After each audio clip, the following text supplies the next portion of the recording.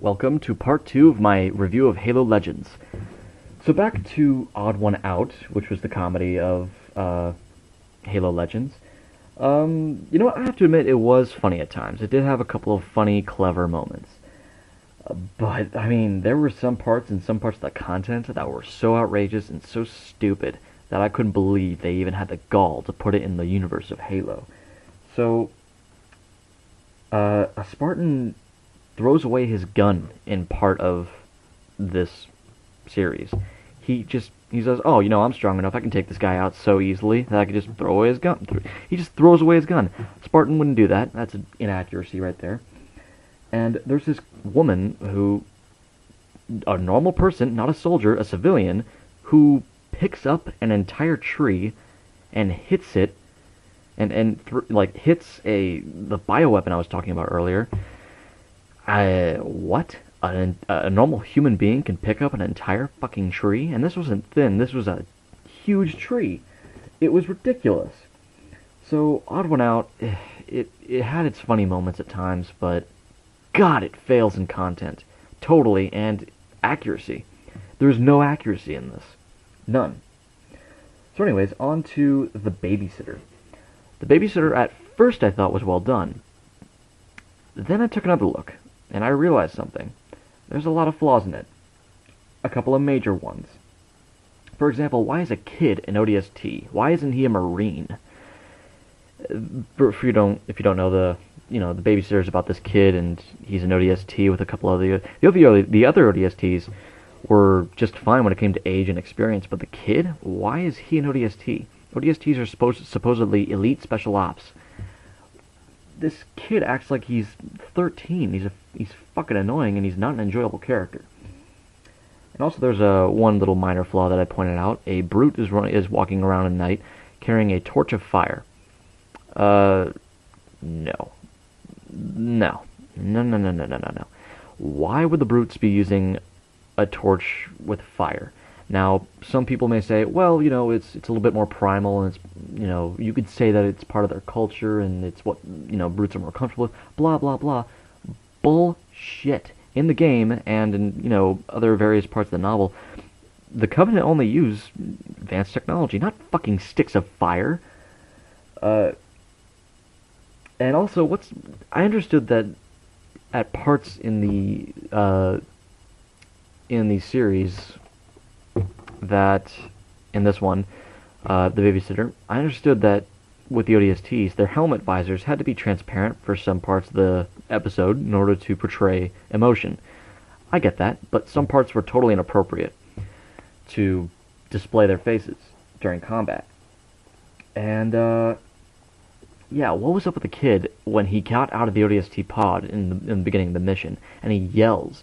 A real soldier, and an elite soldier at that, a special forces soldier, would never get out of an ODST pod and start yelling at the top of his lungs. That wouldn't happen. They don't do that. Why would you give away your position so easily and so quickly? With a lot of... I can't even describe how dumb this kid is. And also, an ODST pulls out a paper map. No. ODSTs have GPS and satellite and mapping technology within their own helmets. Yes, they are that advanced. Just play ODST. Plenty advanced. They don't need paper maps. Okay, well, let's just say, well, they didn't have, paper maps or something like that. I mean, they didn't have, the map in their ODST visor. They didn't have that. Okay, so what? They have data pads, Those are a lot more advanced than pieces of fucking paper. You didn't see that in the Halo universe. Now, the ruins themselves. In the beginning it said, oh, these are ruins. By the way, there's ruins where you're going, and they're hundreds of thousands of years old, or something like that. And he says that they're not human or Covenant design, and they predate both sides. When we actually took a look, I thought, at first, it's probably going to be Forerunner technology and structures. But when we went there and actually saw the ruins, it wasn't just Asia-esque. It was Asian. It was totally Japanese and Chinese and actually um, uh, Thai styles of architecture, and even human faces were sculpted into some of the walls and structures. Of course it's human design, only a fucking retard wouldn't realize it wasn't. Anyways, the ruins were a joke. If they were Forerunner structures, then they were poorly portrayed. If they weren't, if they weren't Forerunner structures, what were they? Well, they're never actually explained. So, in my opinion, bullshit. Now, spoiler alert. A Spartan does die in this episode, and it's a female Spartan. When she takes off her helmet, she has long, whitish, blondish hair. No. Nuh-uh. The Spartan would not have long, luscious hair. Why? Why? Oh my god. And some people may complain, well, it's just the Japanese style. You can call it style all you want. Earlier in the episode, there were plenty of people with short hair. Bullshit, it's style. They just wanted to portray it as a female, attractive female. She would probably have buzzed, short hair. So that was a major inaccuracy right there. And let's see, what else? Also, there was a major historical inaccuracy. Basically, O'Brien, the kid, the Rook, ends up killing a prophet and snipes him on this planet to stop some kind of supply chain.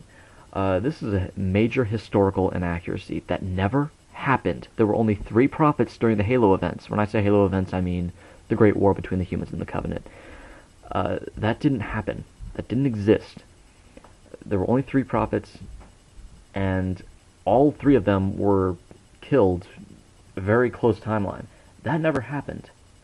This never happened. So that's a major historical inaccuracy. Anyways, on to Homecoming. Homecoming was interesting. But it had major flaws. Major flaws in history. Basically, it portrays a Spartan and her life and how she wanted to go back home and escape basically the training program of the Spartans and ultimately find her family. When she does, she finds her own clone. Okay, 1. Spartans never tried to escape. They never tried to escape the training during later years, during the teen years. Now if the episode said, when they were young, like 8, maybe 9, I might accept that. Maybe. I might let that pass. But they're 14, 15 years old. Bullshit. They would not try to escape. They would go further with their training. They would realize that. And if you read the Halo novels and play the games, you would realize that the Spartans were very passionate about what they did. So that was a major inaccuracy. The second one was the living clone in this episode. The living clone. Okay, no. Let's just say the Spartan did visit her family. There wouldn't be a clone to visit. What Dr. Halsey did, she basically flash cloned, which is basically making a cheap copy of the human being cloned, and she made a clone of them and staged accidents. They didn't let them live. They didn't do that. They didn't have the technology to flash memories into these clones' heads. So that's a major inaccuracy right there. Huge. 2 major inaccuracies. See Part 3.